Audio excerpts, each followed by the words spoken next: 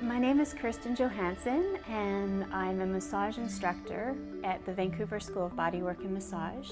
I also practice massage and have been practicing for about 8 years.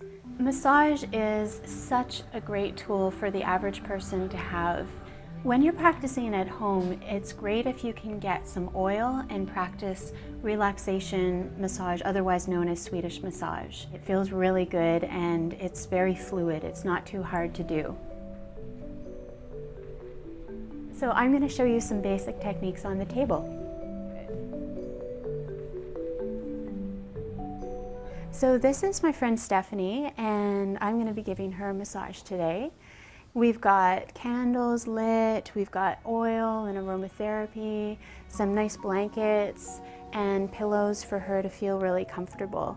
Basically, I'm just starting, as you can see, with my hands just sort of sweeping over the blanket here, and it's a nice way to kind of warm up your hands as well as just kind of create the beginning of the massage. So now we're ready basically to begin bringing the blanket and the sheet off of the skin and apply the oil. I find that the most problematic areas where people experience either tension or pain are going to be down here in the lower back. Also, just the whole length of the spine from the very lower back all the way up to the mid and upper back.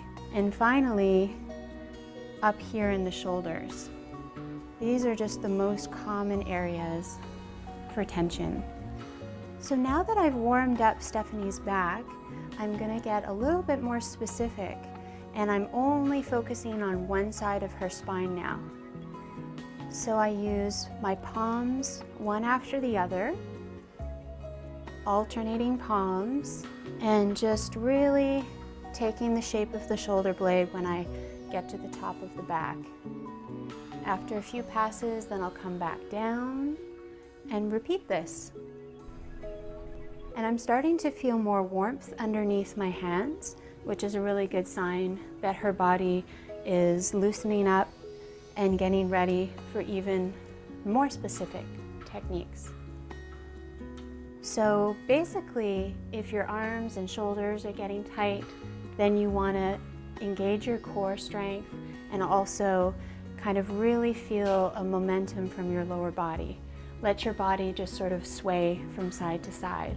It feels like her muscles have softened. So now I'm going to go into a deeper stroke, and that is alternate fist stroking.